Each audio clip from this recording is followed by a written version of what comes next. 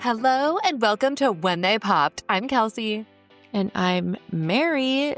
What are we doing here today, Kels? We are bringing you guys an emergency episode because a pop culture emergency happened today. The long-awaited Taylor Swift 13th, is it her 13th album or 12th album? 12th, it's her 12th. We're dead. Studio album. Brain dead, I don't know.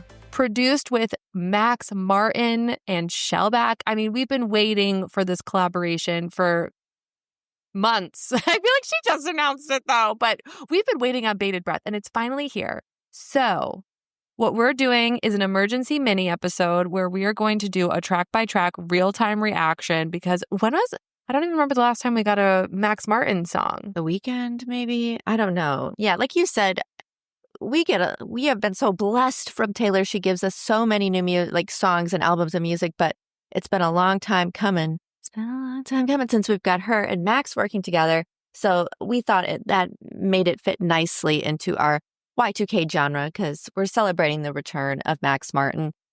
Full disclosure, I think Kelsey might be able to agree with this a little bit. Sometimes you got to marinate on these songs a little. Oh, yeah. You got to hear them in order. Listen again. Listen. Listen.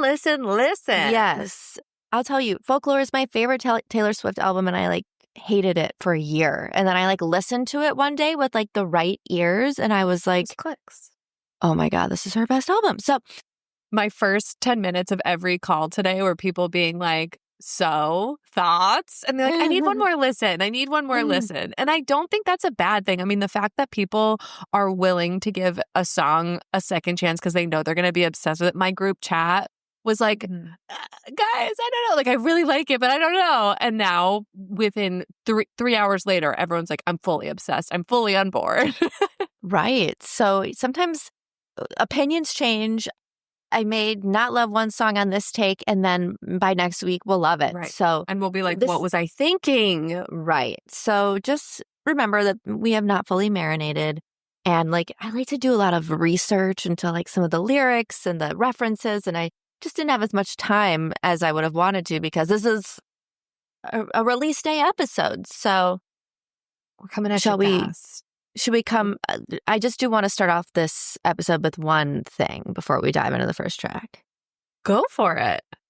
I want to put out an APB, a missing persons alert. Where is Max Martin? What do you mean? Doesn't sound like he's on this album. Oh. He's really... Not that I don't like it, but I think the way overall... I was expecting more 22s, the bombastic. bangers. Yeah, just yes. And there is a song or two that there are some catchy hooks, and there is a song or two where I'm like, ooh, I'm hearing them. But it's very interesting to me because if you would have told me this was a Max Martin album, I wouldn't have believed that necessarily. I feel like, it's definitely chiller, but I was walking and listening to it. And there was a pep in my step. There was a strut in my stroll, it gives you that extra little oomph. It's not the traditional Max Martin Swedish sound I think that we're used to, but sounds change and evolve over time. It's okay. But yeah, you're right. If my eyes were closed, I wouldn't have, I couldn't pick it in a Max Martin lineup. No, but that does not mean this is going to have a negative review of the album. It's just something that That's our Y2K draw also. We are Y2K. He's not really there. Max Martin is supposed to be our relevance as to why we're covering this, but it's okay. I'm thrilled to get something new from him, but something that you'll hear from me a lot in my commentary and critique of many of these songs is how familiar they sounded to me because they sounded to my untrained ear, amateur ears, like other songs that I know and love. So, oh yes, there's that. Mm-hmm. There's that. So I'm curious. I'm so excited to get your take on it, Mary. I want to hear your first thoughts, feelings, emotions about track 1, Ophelia. This is one where we get a catchy hook and a catchy chorus, where she's like, I can't even sing it because I'm still learning the songs. Ophelia. But she's like, I swore my loyalty to me, myself, and I. Like, that's a really catchy pre-chorus hook. And I was like, oh, there's Max Martin a little bit.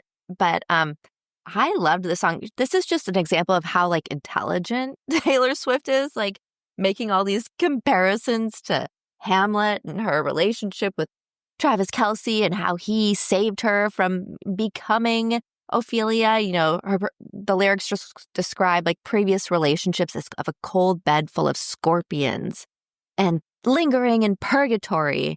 And so we're just getting a glimpse into maybe past toxic relationships, isolation in the spotlight. Travis saved her. I'm obsessed. What do you think? Okay, so I listened to this first thing in the morning before my eyes were fully open. Mm-hmm. Me and Princess Diana, my mom's dog, my puppy sister, and I had a listening party, the two of us. So these were my first raw, and I've done a couple listens since then, but what you're about to hear are my raw thoughts during first listen. So the first 5 seconds, I hear the little piano and I go, it's so slow. But then the beat drops and I am sat. I am here for this. I fucking love it. And immediately I was like, why does this sound so familiar? And it reminded me of Foster the People Pumped Up Kicks. That's interesting. I'll have to re-listen now knowing that, because I had a couple call outs like that, but I didn't have that one. That's so interesting. I was like, this song sounds like I know it. And it's because of Foster the People. I love the clapping in the chorus. The second verse is my favorite part of this song. It's so cute. It has like a vintage feel almost. It's cute. It feels fun and fresh for Taylor because I don't think we've heard her sound like this before. It feels light. It does. But it has this almost like vintage feel. And I had to Google. I was like, what is the lead single of this album going to be? And it's going to be Ophelia. This is the strongest single material on the album. I agree. But it's interesting because it definitely sets the tone for the rest of the album. This is about her redemption. There's definitely some darker themes here. I'm going to read a really funny review later on where they're like, she couldn't let go of her revenge, though, like her thirst for revenge. Yes. But it starts on a hopeful, optimistic note. And it's also a really nice ode to the cover art where she's in that, Ophelia drowns herself. And it's a nice ode. It ties it all back together artistically, what we've been speculating these past couple weeks. I like when she says, you wrap around me like a chain. And it reminds me of when she wore that outfit to one of the awards and she had the T body jewelry around her leg. Oh, the Grammys, I think. Was that the Grammys? The red one. That was like a gold chain that she had as like body jewelry. It was up on her like thigh. A marine dress. I think so. It might have been the one where she got really drunk. Yeah, and she was wearing some blazer and like jamming in the crowd. Yes. But okay, so any other thoughts on Ophelia? No, just the first mention of a lot of Travis, I think, on this album, which is understandable. Right. Okay, track 2. Elizabeth Taylor. So on this one, I don't have that many notes on it, but again, it starts slow. And then slowly the beat comes in. And this one felt most reminiscent to me of like a Reputation track. I almost felt like this was like a vault Reputation track that didn't make the final cut a little bit.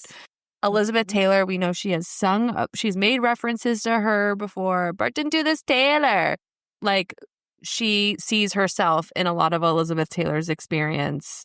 And this one is not one of my favorites, but I like it.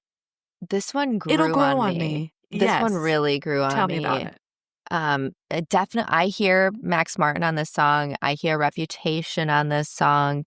I just love some of the lyrics, like be my NY when Hollywood hates me. You're only as hot as your last hit, baby. I love that. I would trade Cartier for someone to trust. And then she goes, just kidding. I just thought that was cute. And then again, it's just her. She always kind of takes a look at what she's feeling about with her own relation to fame. Like I always feel like she talks about fame, and I feel like this song is an example of that. Also, the lyric, been number one, but I've never been two. I think that's what it was. I just double checked it. And been number one, but I've never had two. And some people were speculating that she's like never had 2 albums at number 1 at once, and like maybe that she'll drop rep tracks tomorrow or something to try to get 2 at number 1. The internet's loose. I've seen a lot of that speculation, the cracking on the album and the art, very similar to the Delicate stage during the Eras tour, also cracking Easter eggs in the Anti-Hero music video. She like cuts into the egg in her music video and it bleeds. The egg yolk is that like glittery purple, and that's the same color as the cracks on the out. There's so many threads here. Right. So maybe she'll have 2 tracks at 2 albums at number 1. Wait, can you have 2 at number 1? I guess you can. No. 2 at because 1 has to be number 1. Right. So I don't know. A lot of speculation about what that lyric meant, but I did not like this one at first listen, but after multiple listens, I did. I totally hear that. If they do drop the Reputation vault tracks, I think that will whet a lot of my appetite for these like Max Martin bangers. Like I'm really hopeful that there's something good and juicy in there. Well, there should be. I hope so too. Let us pray, because I think that would also make us appreciate this album like even more, you know? For sure. All right. Okay. Track 3. Track 3.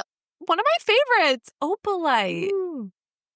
It's good. I'm warming up to it a little bit, but it's good. I found some cool rough lines in this one I liked. I had a bad habit of missing lovers past. My brother used to call it eating out of the trash. That is so good. And then there's another, I just can see that being like memed or just referenced in pop culture. But then there was another line that people are speculating is about Travis Kelsey's ex, Kayla Nicole. There's a line where it says, you were in it for real. She was in her phone and you were just a pose. So I guess apparently, allegedly, she used to like always put him on social media and he was like not into it and like didn't like it. And so there's a lot of speculations that's a reference to their previous relationship. And then I don't know. This is just yet another example of a song where Taylor uses colors to associate different feelings and eras, like red and maroon. We have love, lavender blue, maybe gold with Joe Alwyn, and now Opalite. She's in her Opalite era. Opalite. My last notice, this reminds me of Dynamite by Jessie J a little bit. Really? Cute. I like that comparison a lot. This one, again, it has like this dreamy feel. Like I felt like this whole album has like a filter on it. It has like a dreamy, fuzzy, like daydream type filter over it. I love it. To my ears. I don't know. I don't know how to explain it. Like the echoes during like the OOOs. My favorite line is, don't you sweat it, baby. Like, I love it. I think it's so cute. It's so sweet. The line, sleepless in an onyx sky. I'm sorry, does Taylor Swift read Fourth Wing?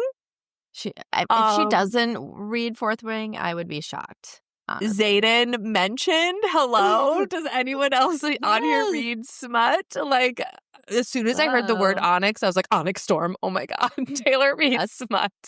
I think you're onto something with that one. I like how you're like having this really thoughtful like breakdown of it. And I'm like, oh, this reminds me of a fantasy novel. Oh. Hey, here's an excuse for me to talk about Fourth Wing. That's why we work. But yeah, I think Opalite, Ophelia is probably my favorite from the entire album, but Opalite might be my second. But they sound kind of similar. Like they have the same kind of boppy vibe. Oh my gosh. Okay, should we totally pivot to track 4? Oh my God, this is a juicy one. Father Figure. I can make deals with... Oh, sorry, you go ahead. I just have to say it out loud. I can make deals with the devil because my dick's bigger? Go, Taylor. I mean, we saw so much suspense for this one online. Father Figure, as everyone knows, is a song by George Michael. And so he is credited with a writing credit on this song. So I was kind of expecting this to be like a thirsty song. You know, when I hear that song, Father Figure, I am reminded of my TikTok For You page, which is all Pedro Pascal thirst video compilations to that song. So I was expecting that to be kind of in the same vein, but it's not at all. This is about, it's rumored that this is about her, soured relationship with Scott Borchetta. And it's really like a song about revenge. It's kind of like mob themes, like you're in a dark room with red booths, like in a back room somewhere, and there's smoke happening. There's lyrics like, yeah, we protect the family. You'll be sleeping with the fishes. Those are 2 lyrics.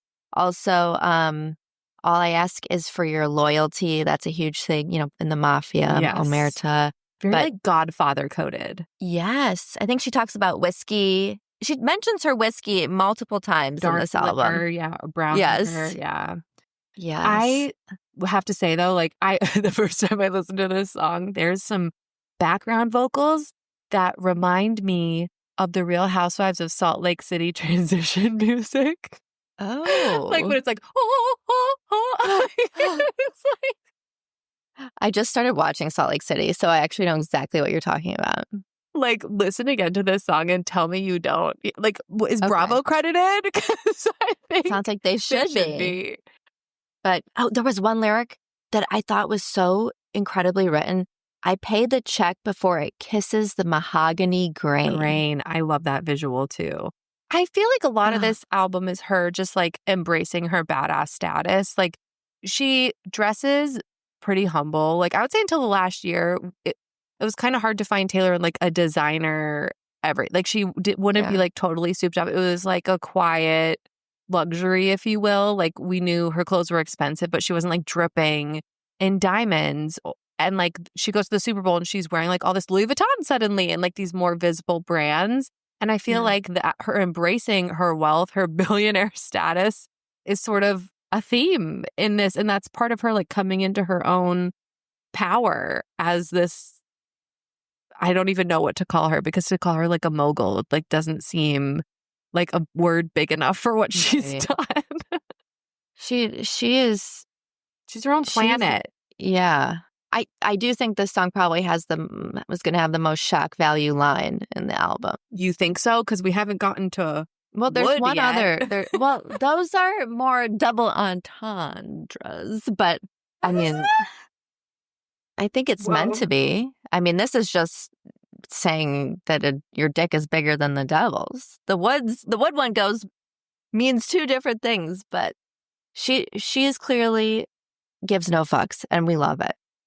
I do really like that. Next track. This one, it's growing on me. It's growing. It's a grower. It's a grower, not a shower. Yeah. On that note. Okay. Next one. Eldest daughter. I can't believe you just said that. Well, it's growing on me, hopefully. This one I like. I liked Eldest Daughter. There was a couple lines I really liked. Like the one that she said, "When you found me, I said I was busy. That was a lie." And people speculate that this is about when Travis went to her concert with a friendship bracelet, and he was, she said that she couldn't meet with him because she was, there was too much going on. And now this is her admitting that she wasn't too busy, but she was just trying to seem cool and not be vulnerable by like meeting up with him. I thought that was kind of cute.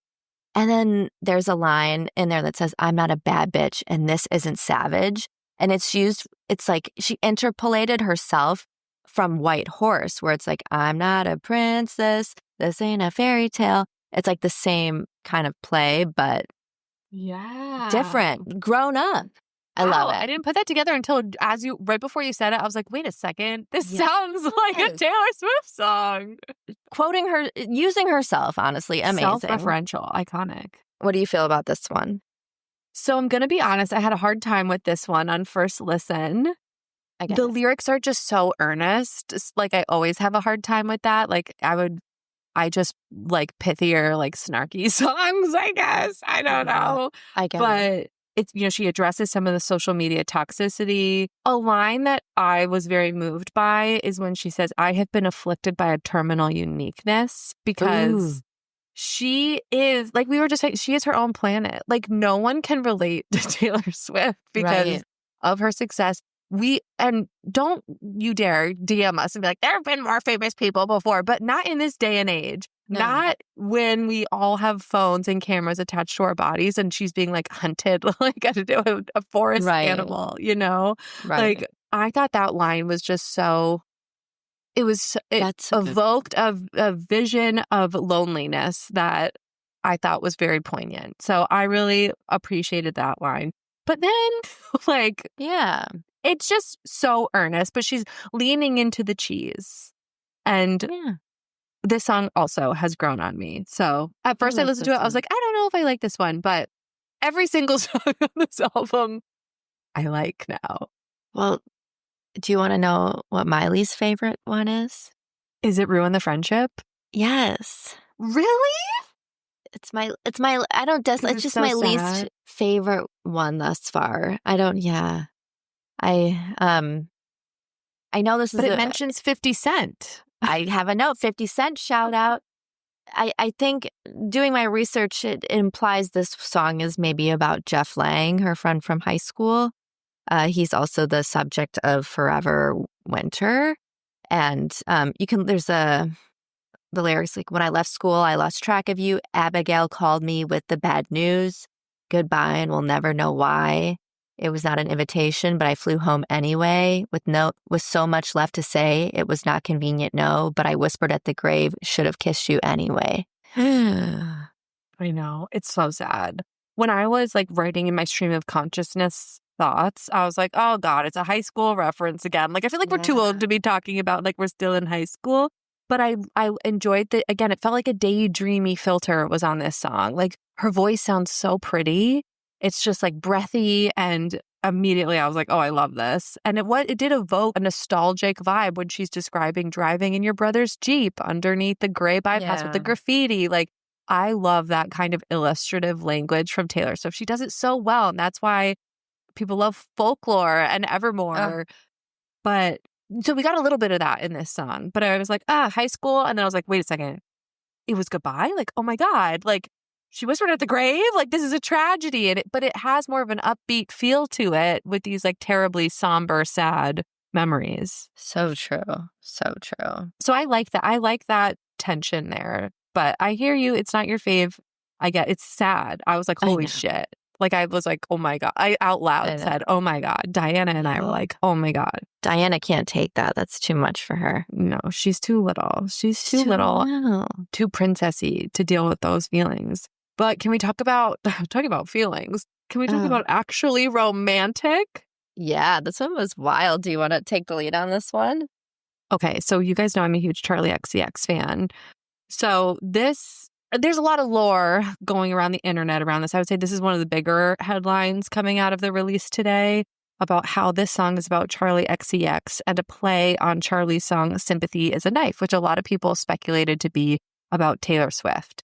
There are lyrics within Sympathy is a Knife about Charli saying, you know, I talked to my boyfriend about it and he says I'm overreacting. She's embarrassed to admit that she needs the sympathy. That's a song about her anxiety and how somebody really brings it out in her and how it's hard for her to deal with those just uncomfortable feelings. And it was someone that her boyfriend's bandmate was dating. That is Maddie, that's Maddie and Taylor Swift, right? That is a normal, I think, conclusion to jump to. Charli would not confirm that it was about one person. She was pretty adamant, this is about my anxiety and like how it manifests, which can you blame her? Like, you're going to be compared to Taylor Swift. Like, it's hard. Also, like, Taylor Swift writes so many songs about so many people. Like, it's totally within Charli XCX's right to like feel that and write about it. Right. Yeah. So Charli has a song, and I didn't see that as like a diss track. Like, no. She wasn't calling Taylor names in the song. She was just saying like, this is how my insatiable need to compare myself against this person is making me feel inside. And like, I'm embarrassed that I feel that way. So to me, that was more a song about acknowledging those feelings of discomfort than like being like Taylor sucks, because it's more self-critical than critical of anybody else. Right. That was my takeaway of Sympathy is a Knife. Also, the remix is like with Ariana Grande is one of my favorite songs of all time. Okay, moving on. Charli has a song also that's called Everything's Romantic. So actually romantic is a lot of people are saying this is like a clear, she's trying to make the connection that this is about Charlie. But I think this is a master class in how to deal with conflicts. Like everybody says, you know, if someone's trying to bother you, they're trying to get a reaction out of you. Like just ignore them. But I think another way to be like, oh my God, so you're obsessed with me is like, another way. Yeah, it's like ironic. Oh my God, you can't stop thinking about me. Like, that is so funny. So the lyrics are definitely tongue in cheek. It's pretty obvious that this is, a lot of people are saying, oh, she mentioned Coke, so it has to be about Charlie XCX. But, you know, we'll see. We'll see how this ends. But I have to say, when I listen to this song, the beat reminds me of Weezer Beverly Hills. Do you hear that too? Oh, I put Teenage Dirtbag. Also that. Yes. That was the first note I had. There's also a lyric. This is another really sexual one. She goes, I mind my business. God's my witness that I don't provoke it. It's kind of making me wet. And then she goes, oh, in the background. I'm like, Taylor. I know. My husband literally can hear me what I'm saying right now. And he texts me. He goes, it's obviously about Charlie. Mike is right. Right again, Michael. He is the biggest Charlie XCX fan I know. So we listened to it. We were excited. We were like, ooh, what's all the drama about? Lots of drums. But thoughts on the song generally before we move on? It's like a little, you know, if you want to call it a diss track. I think it's a interesting way to handle conflict. When you call someone a yapping chihuahua in a purse, like that's how much it hurts. It's a good way to be like, you can't bother me. Sticks and stones. That is actually romantic is Taylor's version of Sticks and Stones may break my bone. Literally. I love that. Right. Shall we move on to the next track, which is Wish List? With dollar signs. Absolutely. I loved in this one how she exposed the expectations and contradictory expectations placed on women, like fat ass with a baby face, complex female character. They want it all. So you're supposed to have like this curvy body, but also still look young and also just be complex and intelligent and be able to do everything. And I just really, that was in the first verse, I think. And I really love how she addressed that. And I also, the chorus, I think it's the chorus. You know, she's talking about how she wants to have kids and the whole world to leave us the fuck alone, to be accurate. And they got me dreaming about a driveway with a basketball hoop. And I just think it's so funny, like everything that she has, all the money, all the dollar signs, and she's like dreaming for this suburban life with her kids, and her man like telling the world to fuck off. And I just I think it's interesting because she has dollar signs in the title, but really what she's looking for, money can't buy. It's like sad. Yeah. Like all she wants is a basketball hoop. This song kind of reminded me of Delicate. It gave me like 1989 vibes a little bit with the vibe and like the subject matter also. Like, I just want to live in this little love bubble. Like, I don't want anything else to impact us. It's a nice song. I felt like it could be a Christmas song. Yeah, I get that. I get that. Now that you're saying that, I get that. Right?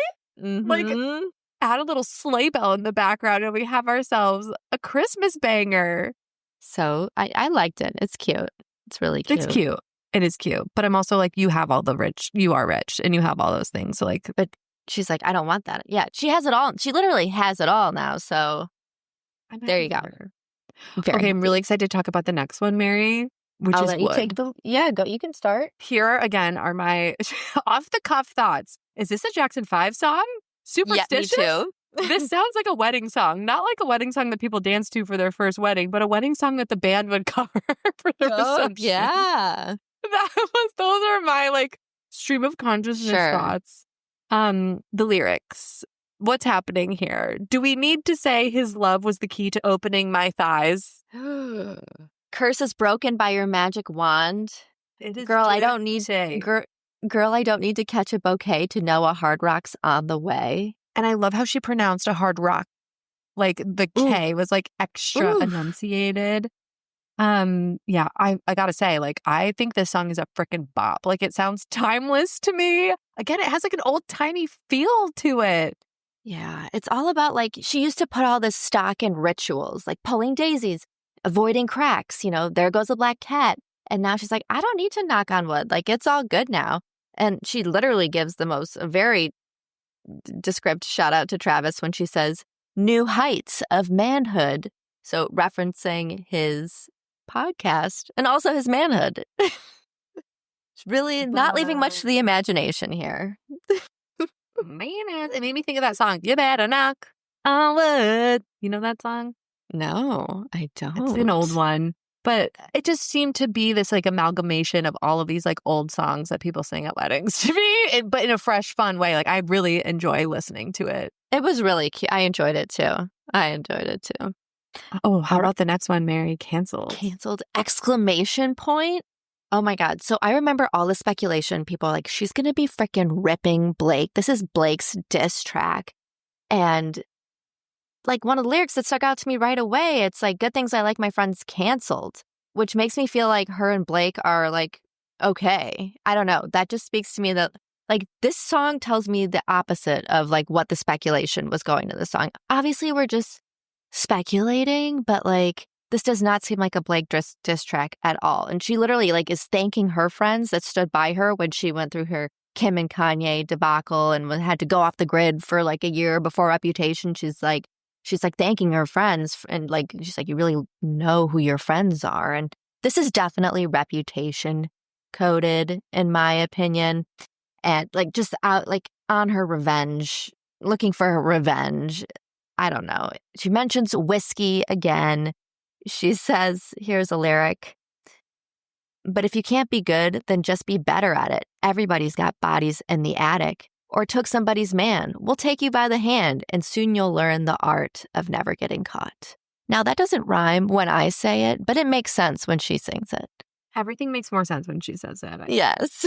What did you think? So I love this is definitely about Blake. Like I'm cloaked in Gucci and in Scandal. Blake wore head to toe Gucci to the Super Bowl with Taylor.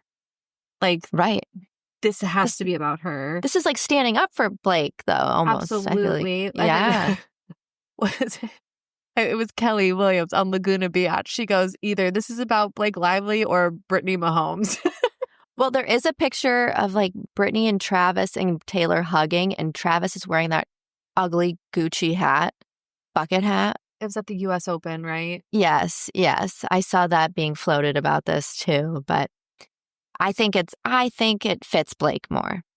Oh, that's a good point. It could be about Travis, like, or it's in trouble too, or Brittany, because she, I don't know. There's a lot, but I think Blake takes I think this is a way that she's standing up.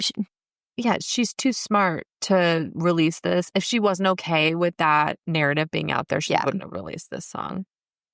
Okay, the next one, Honey. I really like this one. I have to say. I do too.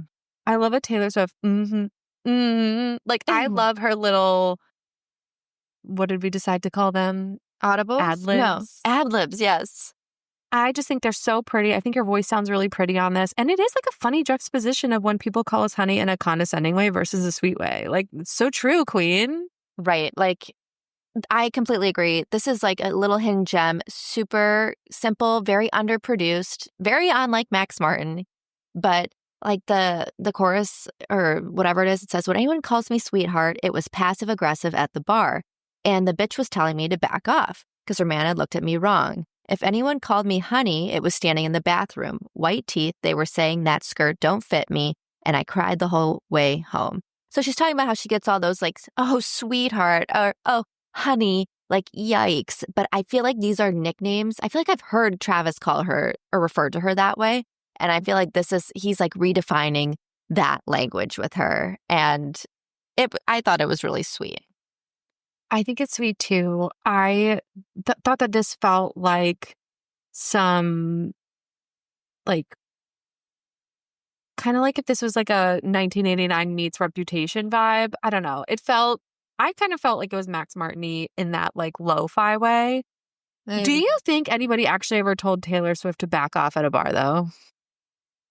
Well, I hope so, because I'm believing everything she's telling me. Like, I mean, I just don't imagine having maybe like Golf. Yeah, I know. Maybe maybe 10 years ago or something. Or 15 years when she was just little old Taylor Swift and Kanye just, came up on stormed the stage, maybe when she was younger. I don't know. But that's a good point. All right, on to the final track, Life of a Showgirl, our title track. What did you think about this one, Mare? Well, this has just been riddled with comparisons to Cool by the Jonas Brothers and No Air by Jordan Sparks. Did you catch up on that right away? No Air, that one?